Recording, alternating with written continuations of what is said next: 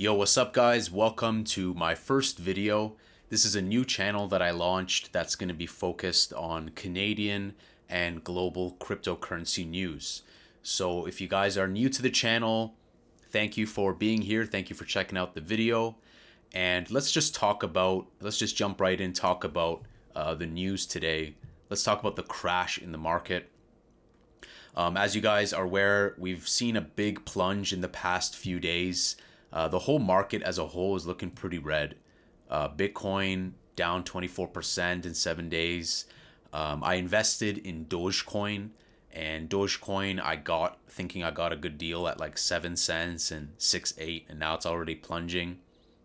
Of course, I'm talking about Canadian. Now the prices we see here are in USD, but as a whole, the market is tanking. My last purchase was of Litecoin at 200 Canadian, and it's already going below that. So today I want to talk about the FUD. I want to talk about fear, uncertainty, and doubt. And I want to talk about some articles today about what's going on in Nigeria. We're going to talk about some of the nonsense that's being spewed out by Canadian news. And we'll talk about Bill Gates also. So in this moment, guys, it's really important that you guys hodl. It's important that you hold. Now, as a disclaimer, I'm not a financial advisor. I'm just a guy on the internet with my opinions, and it's important for you to do your own research. But it's important to hold. I'm a really big believer in not using funds that are vital, that you need immediately. So it's important to invest funds that you can have the patience to wait before your sale goes through. So right now I'm waiting, and Dogecoin is, really low right now, 15-16%. But we can see that this crash, this is normal. So, like I like to say, when in doubt, zoom out. So if you're concerned about the market, just zoom out, take a look. It's going to return. It might take long, but it will return. And in the meantime, take a look at other investments and maybe other things that you can do. Maybe dabbling into mining or something. So let's go ahead and look at CTV. This was posted yesterday, and it reads, Bitcoin uses more electricity than Argentina. Norway study finds. I kind of find this article is a little, like the title is a little bit sensational. It's a little bit clickbait vibes. And, I was reading a little bit into this. And essentially, it's talking about, rising Bitcoin prices, making mining more attractive, which is true. But I feel like CTV is almost trying to make it seem like, yeah, Bitcoin bad. We're wasting a lot of electricity.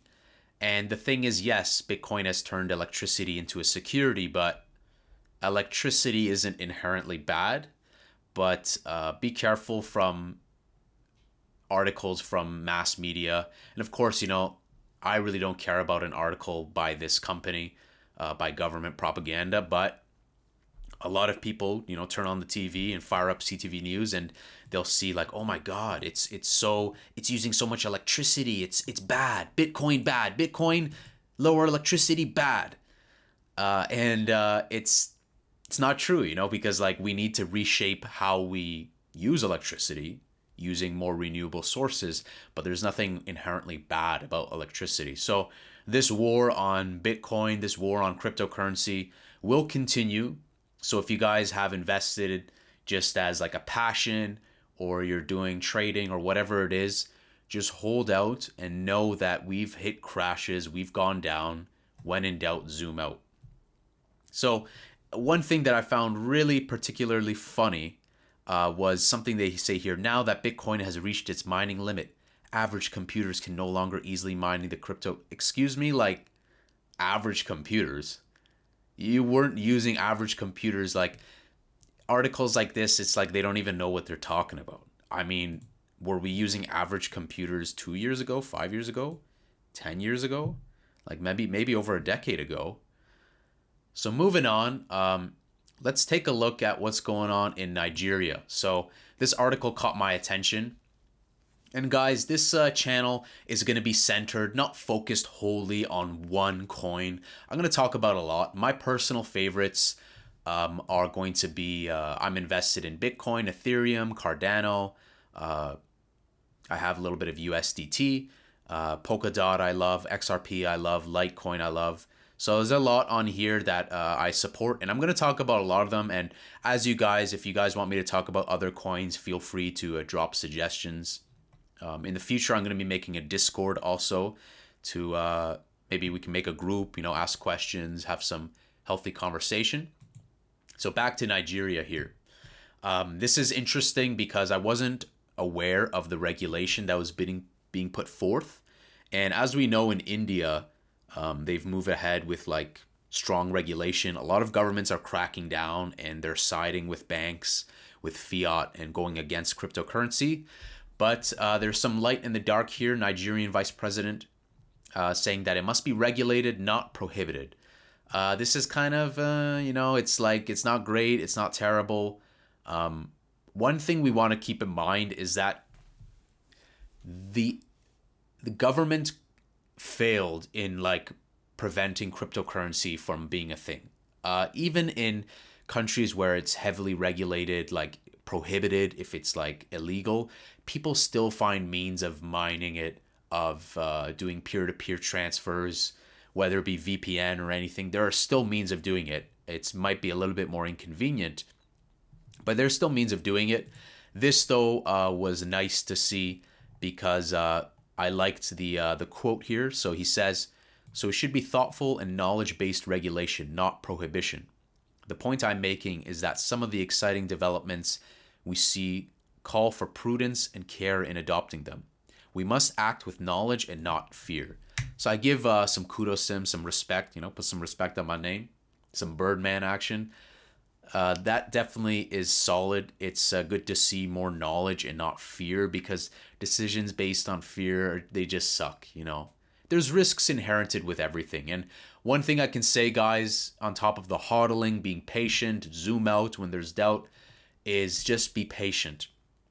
Don't act in fear and arm yourself with knowledge. So that's some fresh news coming out of Nigeria. Let's move on to the other article that caught my attention. This is from Forbes.